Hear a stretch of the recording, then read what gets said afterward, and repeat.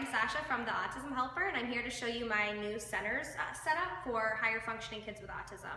So the idea behind this part of my classroom is to really make sure that my higher functioning students are engaged in independent work for a longer period of time. A lot of our higher functioning students can work really quickly, so we give them some independent work and 3 minutes later they're right back with us and like, hey, I did it. So I wanted to incorporate a lot of different areas into this center. I also wanted to incorporate different groups of students. Not all of my kids can do all of the things the same way. So there's kind of a lot going on. It took a little bit of time to teach my students, but I'm very short-staffed this year, so I had to make sure that my kids were getting in a lot of independent work. So there's basically 2 different groups of students that utilize this center, and they have different directions based on the group. So the names of these 4 students, what they do in the morning, what they do in the afternoon is clearly listed out. So when I'm hearing all that, what should I do next, what should I do next? Instead of answering, and I try to really catch myself, I don't answer, I reference them to this page. Like, what does it say on your morning centers? So in their schedule, it'll say morning centers, and then they have this mini schedule here.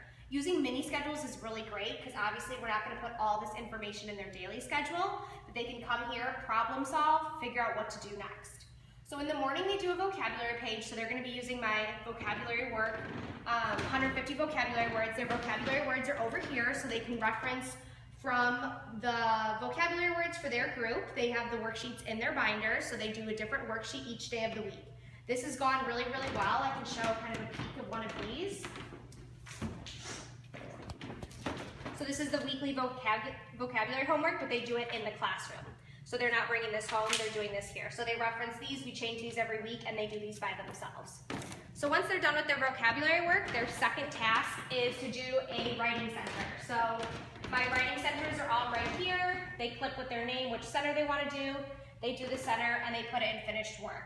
I check all the finished work on Friday. This is super important to do because I know my kids, if I didn't check it every Friday, soon there wouldn't be so much work in here and the work would not be done correctly. So you really have to make sure there's a contingency in place for them to still do their work. So even though I'm not checking it on Monday, they know that on Friday they can get points if they have correctly done work in the finished bin. So after they do their writing centers, their third activity is to do the reading center of the week. So I have a bunch of great centers from Lakeshore and pre-made activities.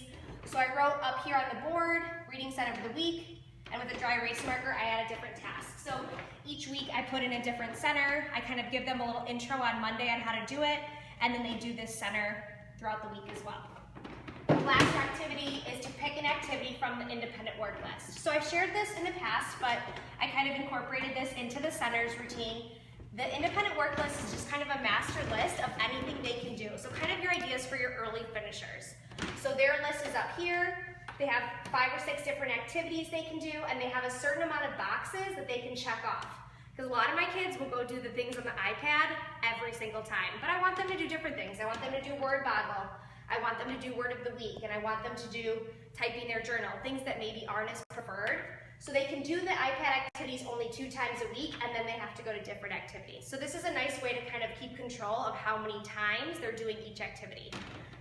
So that's what my higher guys do in the morning. In the afternoon, it's all math focused. So they're going to do extra math on the iPad. They're going to do a math center, which are right here. And then the same thing, we had reading center of the week, we have a math center of the week. So that's down there as well. And then they're going to go back to the independent work list. So this is really great because it gives activities for my higher functioning kids that are really fast. They can go through all of these and maybe do all 4 every day, whereas some of my kids just get through 1 and 2, but that's okay. So it's kind of counting for both learners.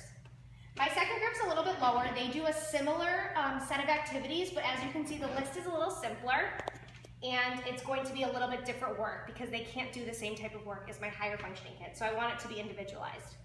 So in the morning, they also start out with their vocabulary work, and then they have, similar to how they have reading centers of the week and math centers of the week, they have math and literacy bins. So in the literacy bin, I put different activities. I put some journal prompts in here this week. So they do their literacy bin work. After literacy bin work, they do a puzzle and quiet reading. So that's way to, the puzzle and quiet reading at the end is a nice way to make sure that there's always something to do. Yes, I don't want them always doing puzzles, but it's just going to give something if they run out. If they get through 1 and 2, they still have something on the docket. Same thing for math. They have extra math, their math bin work, and then they have puzzles and quiet reading. They also have an independent work list, and this is for other parts of their day. Theirs is a little bit simpler. So they have 5 different activities because there's one for each day of the week. So they cross it off. Once it's crossed off, they can't do it again. So again, pushing those non-preferred activities, since a lot of our learners will kind of stick with the same few independent work activities. So this was a setup of a centers rotation. It has a lot included in here. There's a lot going on. It did take some time to teach your kids. You're not going to set this up and have them know how to do it right away. But once that we've kind of gotten in the routine, they're really good at it, and they are doing a lot of different things, which I think will keep them less bored throughout the school year. This was a video tour of a centers rotation from the autismhelper.com.